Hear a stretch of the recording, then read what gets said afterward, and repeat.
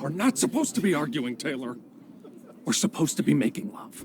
I love Kirk. He might be my favorite character on the show. I know he's not everybody's thing, and that's okay. Kirk is an odd character. He might be the least consistent character on Gilmore Girls because he's there purely for comic relief. He's not supposed to make sense, but I will make sense of him anyway. Kirk is played by Sean Gunn. Sean Gunn appeared on the show since episode 2, but Kirk, as we know him, didn't come into existence until about halfway through season 1. The first time that we see Sean Gunn, he is Mick. We later see him as an unnamed delivery guy and then as a grocery store employee who doesn't know Miss Patty. I think that Kirk really becomes Kirk around episode 15. Kirk might be best known for being a jack of all trades, or I guess a better way to put it, he's just known for getting every single job in town. Here's a very small sampling of all his many jobs. He's been a DSL technician, swan delivery guy, grocery store assistant manager, flower delivery guy, photographer, car mechanic, exterminator, video store clerk, photo delivery guy, bakery employee, beauty store employee, mailman, mold inspector, security employee, demon guardian, sorry, wrong show, post office employee, Dosie's cashier, wood guy for the Dragonfly Inn, cinema employee, tow truck driver, soda shop employee, and realtor. And that's not all. We also see Kirk attempting to apply for jobs as soon as the opportunity arises. He doesn't care what the job is, he just wants to have it. In addition to being an employee, Kirk is also an innovator and entrepreneur. Everything to him is a business. He has invented skincare products, t-shirts, bathroom shower decals, and mailboxes. And honestly, I think a lot of these ideas are very creative. Specifically, the mailbox idea I could really see taking off. He's also tried starting a variety of different businesses for himself. This includes a pedicab business, a wrapping paper salesman, ring salesman, dog walker, and a bartender. Moreover, Kirk plays a big role in town events, whether the town likes it or not. So why is Kirk so involved? Is it for the money? Is it for love? We all know that this was done for laughs. There's no meaning to Kirk's business decisions. He has a childlike personality that has led some fans to speculate that he might be neurodivergent. But I think there's something else going on, and I believe there's one scene that explains Kirk's behavior. My mother didn't even make one for me. Oh, that's very sad. She made one for all my brothers and sisters, but not for me. That's terrible, Kirk. 12 brothers and sisters. The only one without a basket? Me. So Kirk has 12 siblings and he felt completely neglected. This could result in stunted development. I think that his desperate need to be employed at every business in town comes from his desperate need to be seen and validated. After 3 decades of feeling invisible, he wants to be seen, and no matter what he does, he still doesn't think he's important enough. I'm Kirk. I know you're Kirk. I've known you since you were 2. That's no guarantee that people remember me. Excuse me, Lorelai. Oh my God, Kirk, I forgot you were here. If I had a nickel for every time I heard that. So I think that Kirk works not just for the money, but for validation.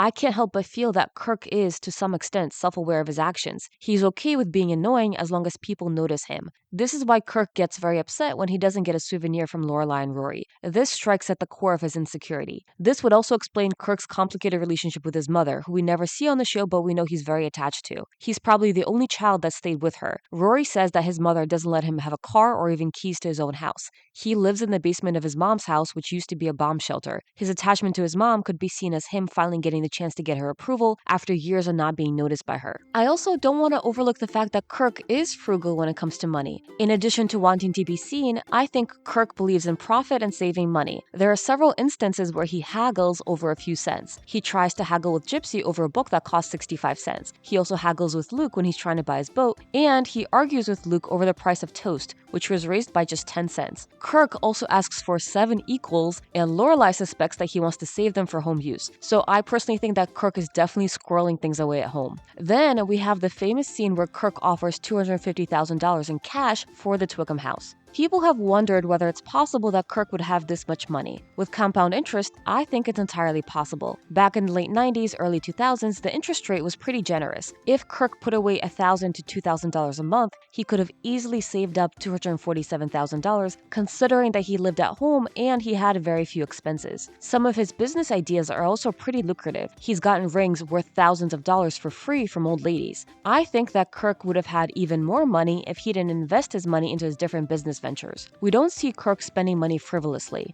His most frivolous expense is dining at Luke's, but that expense is worthwhile to him, which I'll explain. It's worth mentioning that Kirk knows what he's talking about when he's explaining to Luke how he managed to save up that money. Kirk also knows the state of Luke's assets. Kirk is not stupid. Kirk also has a lot of interesting relationships on the show, but I want to focus on a few notable ones. Let's start with Lorelai. There's something very sweet about Kirk's relationship with Lorelai. He cares for her and she cares for him, even though it's often played out in a comedic way on the show. Lorelai weirdly trusts Kirk to do things for her, which includes inspecting her car and inspecting her house for termites. Lorelai enjoys teasing Kirk, and most of the time, it's done in a very loving way. The only time that she seems to be serious is during the dance marathon. And I kind of love that because when it comes to the competition between them, she sees him as an equal. She's genuinely competing. I like what Rory says to Lorelai about Kirk, that he needs it more. It's just that she needs it so much more than you do. But I think Lorelai needs it as well. They both lean into the whimsy of the town and have a very childlike wonder of the world. They both have a very playful nature that I think Lorelai enjoys and appreciates. In some ways, they are similar. Lorelai is an entrepreneur and so is Kirk. Kirk and Lorelai enjoy talking about the same movies. Bewitched? I love Bewitched. Me too. Dr. Bombay was a big influence on me. Oh my god, Serena? I wanted to be Serena with that hair And the mini skirts. and the groovy psychedelic music. Kirk annoys Lorelai when he tries to conduct his business at the Dragonfly Inn, yet Lorelai does the same thing at Luke's business. Kirk also asks Lorelai out on a date. His reasons are very sweet and simple. He knows her well and he thinks she's very pretty. Even though Kirk is often the butt of the joke, Lorelai rejects him very kindly. She treats him with respect and she tells him that she cares about him, that's why she can't go out with him. Kirk also tries to look out for Lorelai when she's living on her own. He wants to make sure that she's okay, and he sets up a terrible security system, and even though Lorelai is annoyed, she allows it. When Kirk follows Lorelai in his security go-kart, Lorelai lets him. Mom, Kirk's following us in a little clowny car. He's watching out for us. Okay. When Lorelai finds Kirk in her shed, she takes him in. She looks after him. The most interesting relationship is the one that Kirk has with Luke. And Lorelai told me to go somewhere I'm comfortable, and I'm comfortable here. You are? Well, not at this moment. And this is where I'm going to go off the deep end, so just bear with me. I'm going to throw something out there. It's going to sound weird, but this relationship made me think of Pinky and the Brain. In the show Pinky and the Brain, Brain always tries to take over the world. The theme song goes, "One is a genius, the other's insane." The theme song shows Brain as the genius. Brain is depicted as the serious one of the two. He's often grumpy and he's angry when his plans don't work out. Pinky is the goofy one. He's depicted as stupid and we're supposed to laugh at Pinky. He always goes along with Brain's takeover plans even though all of his plans fail. The accepted fan theory of this show is that it is in fact Pinky that is the genius and Brain is insane. Insanity, as we know, is doing the same thing expecting different results. Pinky points out all the flaws in Brain's plans.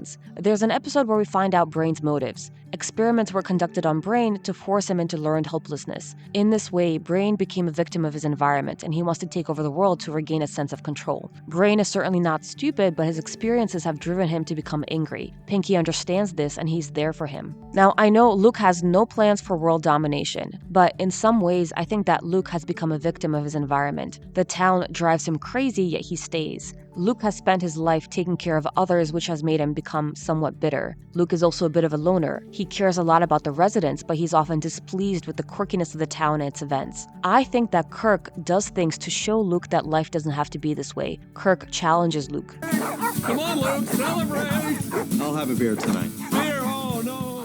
Kirk is often seen at Luke's diner. This is something that I think Kirk does for himself, but it could also be something that he does so that Luke is not alone. Kirk sometimes sits at the diner just ordering coffee refills to Luke's annoyance. There is one time that Kirk abandons Luke, and that is when Luke hires the stoner kid to serve as a waiter. Unlike the other times, this kind of makes sense as Kirk sees this as a bad business decision, so Kirk is showing to Luke why this waiter is a bad idea. There's also the instance where Luke is messing up all the orders at the diner and yelling at people at the diner, and this is because he's very upset over his breakup with Lorelai. Unlike everybody else, Kirk is enjoying the burnt toast that Luke made for him. When Kirk asks for a napkin, Luke throws a wet towel at his face, and Kirk is grateful for it. At the end of the episode, Kirk is eating alone at the diner and praising the food. Everyone else left but Kirk stayed. I think that this is Kirk's way of showing that he cares for Luke. There's also an interesting dynamic when it comes to the men's romantic relationships. Luke has had a crush on Lorelai for years. It's never fully explained why he didn't ask her out, but we could speculate it's due to a number of reasons. One reason is that Luke is not ready to admit his feelings to himself. Luke might also be afraid of damaging his friendship with Lorelai. They both live in the town and see each other every day.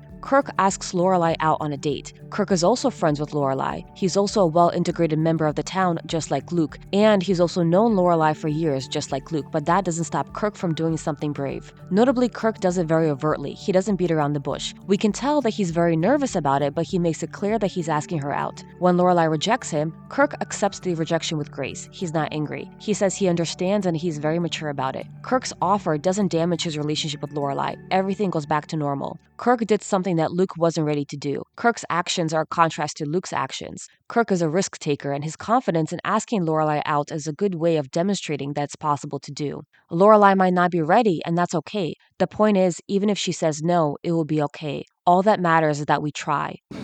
Well, at least I asked.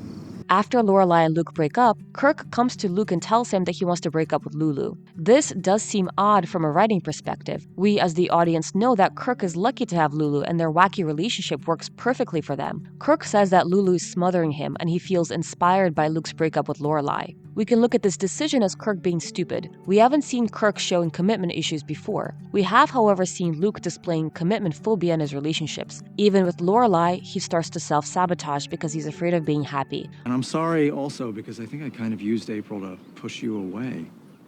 You did, huh? Yeah, I think so. I was afraid, and I'm so sorry. What if Kirk coming to Luke about his relationship problems is Kirk's way of showing Luke that pushing people away is not the way to go? Luke gives Kirk advice and tells him that he's lucky to have Lulu. Maybe this is the advice that Kirk wants to give to Luke as well. Luke, I think, is afraid of being happy. He has grown accustomed to his grumpy persona. I think Kirk behaves in a way that shows Luke that it's okay to be happy. Kirk's life is far from perfect. He comes from a home where he felt invisible. He's a grown man who lives with his mother. Kirk took lemons and made lemonade, and I think he wants the same for Luke. Okay, so then why would Kirk try to buy the Twickham house from under Luke's nose? Well, it could be a challenge to Luke. Kirk points out to Luke that he might be a real estate risk, that his cash flow has flatlined and his credit is not stellar. Kirk notes that Luke would have to sell off assets to make a 5% down payment. What if Kirk is secretly doing this to make sure that Luke fights for what he wants and to make sure that Luke has his finances in check before he buys the house? There are also times that Luke relies on Kirk and trusts him, like when Luke needs help with getting Wi-Fi and he goes to Kirk for help. When Kirk stays late at the diner, Luke lets him close up. The relationship between Luke and Kirk works both ways. Luke cares a lot about Kirk and he looks out for him, even though Kirk annoys him. Luke buys pepper jack cheese for the diner because Kirk likes that cheese. In a very cute scene, Luke asks Kirk how he wants his sandwich cut up, in squares or stars. Luke understands that Kirk is different. Luke also reserves a table for Kirk's date with Lulu, even though he doesn't do reservations. He puts up with Kirk practicing in his diner. Rather than kick him out, Luke watches Kirk doing Kirk things. Luke also gives Kirk genuine advice on the date. And in what I think is the sweetest gesture, Luke spends hours looking for the eggs that Kirk lost on the egg hunt. Luke saw how exasperated Kirk was, and he gives Kirk the eggs. He also tells Kirk that he should take the credit. Kirk also comes to Luke because of his night terrors. When Kirk is running off naked, Luke chases after him, even though it is right after the first time that he and Lorelai kissed. So Luke finally got the girl, but he willingly stops the moment to go look for Kirk. Yet another interesting relationship is Kirk's relationship with Taylor. Kirk literally risks his life for Taylor's approval. Taylor offered Kirk $20 to jump out of a plane to promote Taylor's soda shop, and Kirk agrees to do it. Kirk also helps Taylor set up a traffic light camera. He's then the test driver to see how the camera works. Because of the flashing lights, Kirk loses control of the vehicle and drives into Luke's diner. This is another scenario where Kirk could have been seriously injured. Kirk also becomes very distressed when he can't find all the eggs from the egg hunt because he needs Taylor's approval. Kirk often puts on presentations for Taylor. He dresses up for him. I mean, not for Taylor, but for the town. But still, it's still for Taylor. So Kirk does Taylor's bidding. I think that while Miss Patty makes sure that things don't run amok, Kirk does a lot of the heavy lifting. He indulges in Taylor's whimsy to his own detriment. Kirk is often on Taylor's side. Taylor, in turn, gives Kirk the honor of planning the winter carnival. So Taylor sees Kirk as his successor. So I guess in a way, Kirk's efforts have paid off. We also have Lulu, who's Kirk's only romantic interest. Even before we meet Lulu, Kirk takes a lot of time to prepare for his date, and it's incredibly sweet. He dresses up, he reserves a table, and then he spends hours practicing in front of the camera. This guy's committed to making a good impression. He tries. Lulu is absolutely perfect for Kirk, and everybody recognizes it. She's sweet, and she doesn't mind Kirk's quirks. She loves them. She even comes with him on some of his jobs. Lulu was a very necessary character for Kirk. Kirk is a pretty sad character when you look at him from the outside. Kirk often gets made fun of because he's different. Kids would put signs on his back and his dance marathon trophy gets stolen every year. When I was in 7th grade, Luke knocked the books out of my hands. Because of his dark day? No, everyone knocked my books out of my hands. I was kind of a target. There are, of course, a lot of times when making fun of Kirk feels justified because Kirk can get on people's nerves. But the thing is, there's always a constant reminder that Kirk's life is pretty sad. If Kirk was left alone, it would be much harder to laugh at his antics. He would become a tragic character. Because I'm so damn lonely, not even Animal Planet does it for me anymore.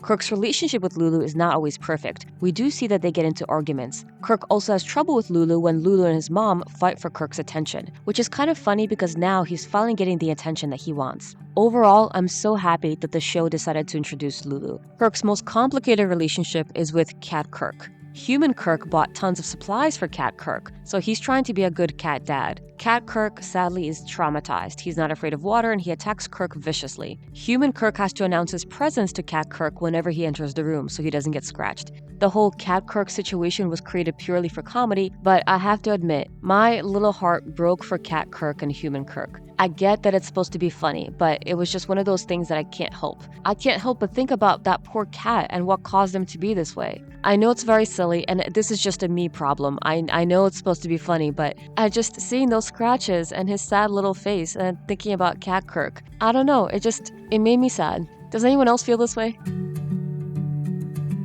As always, I have to address criticisms, and let's start with the character inconsistency, which is not really a criticism that I've seen from fans, but I'm just going to put it here anyway. So, Kirk is not always consistent. The biggest inconsistency is, of course, the fact that Kirk wasn't really Kirk in the beginning. That, of course, is due to the fact that the show didn't find a way to integrate Shangan until later on in the season. Kirk's expertise and skill level is also unknown. In one episode, Rory questions whether Kirk even has a driver license, but we've seen Kirk drive before. I mean, we've also seen him crash. We've also seen him inspecting Lorelai's car, and notably, Lorelai asks Kirk for his opinion. Yet, in another episode, Kirk doesn't know anything about cars. He just strings a bunch of car terms together. The town also allows him to take on all these different jobs, even though he's portrayed as someone who shouldn't be trusted. Who allowed Kirk to be a mailman? My theory is that Kirk is actually very intelligent, technically but not socially, and I think the town knows this. Kirk takes his jobs seriously, even though he sometimes fails. At the bakery, Kirk memorized all the flavors. At the beauty store, Kirk throws in free samples and he describes them in detail. He also learned about skincare just for the store. He advises Lorelai on the type of skin cream that would be best for Rory. There are also a lot of unsolved mysteries around Kirk, like how is he wearing the suit that his father was buried in? One person on Reddit speculated that Kirk bought the exact same suit that his father was dressed in. I like to think that he just dug up the body. The other criticism is that Kirk is a jerk, that rhymes, and he's immature. Kirk does a lot of things to the detriment of others, and yes, he can be a jerk. I can agree that Kirk is not always the nicest. Most of the time, he's just being difficult. Personally, I'm willing to let those moments slide, but I can understand if some can't. The scene that bothers me the most is when Kirk is dressed as Jesus for the Festival of Living Art, and Kirk is being very mean to the troubadour simply because he's Judas. Again, it's one of those situations where this is all for comedy, but it just bothered me how cruel Kirk became to the troubadour just because he was dressed like Judas. I know he really stepped into that role, and I love everything about Kirk in that episode except for that part. Some people have also criticized Kirk for crashing into Luke's diner and then impersonating Luke and opening up his own diner, right outside of Luke's. People feel that's kind of a slap in the face. I personally don't blame Kirk for crashing into Luke's diner. He lost control of the vehicle. For me, it's equivalent to someone having a sneeze or a seizure and then crashing. It's not the same as someone who derails the car or is being irresponsible. This also makes me think of the situation with Jess and Rory when Jess was driving the car. I don't know how people feel about that situation, but Rory says that there was an animal on the road and Jess swerved, and that's how they got into an accident. And I personally feel that that is an accident where it was unintended, where no one is technically at fault. Perhaps someone could be faster in reacting, but it's an unfortunate circumstance and it could have happened to anyone. But that's just me. I do feel like Kirk was being rude when he decided to open up Kirk's right outside of Luke's. It's funny, but yeah, I could see how that's a slap in the face to Luke. Some people also hate how Kirk acts like a child sometimes. I think that he does it for attention. I could see how people would find that annoying. At the same time, though, I think Kirk does a lot of good that we don't pay attention to. He really does care. One good example is when Kirk works with Rory to give Lane a CD. Kirk distracts Mrs. Kim, allowing Michelle to drop a CD in Lane's bag. Kirk didn't have to do that. He was just being a good member of the town and he wanted to help Lane out. I think that's very sweet. It's also cute how Kirk expresses his condolences to Rory after she breaks up with Dean. He also apologizes to Lorelai for not sharing his concerns sooner. It's another silly Kirk moment, but it seems like this is something that he does. He tries to be genuine, and his condolences are also genuine, even though they're kind of absurd. The other criticism is that Kirk is unnecessary to the plot, and that's partly true. He doesn't change much, if anything, when it comes to the main plot of the show. But that's kind of the case for most of the town residents. We don't really need Babette or Maury or Miss Patty. To us, as the audience, these characters are not essential to the plot, but they are essential to the town. Kirk plays a key role in town events. He's often an organizer. The town gives him important roles. Without being aware of it, I think Kirk has become very valuable. When he gives his speech as Jesus, everybody listens. He is also given the important task of planning the Firelight Festival, and then he is given the task of planning the Winter Carnival. Kirk may be inconsequential to the audience, but to the town, he is essential. Kirk, at the end of the day, brings joy to the town. Kirk is always trying to innovate, to invent. He wants to look good. He keeps trying new things like a juice cleanse. When he takes on a job, he actually tries to learn it. He's an artist, he's a performer, he makes films, he dances. He perseveres despite the odds. He may fail, but he keeps trying. Yes, he can be difficult and annoying, but he brings levity to the show and makes life a little less boring. Oh, it's moments like these that make life worth living.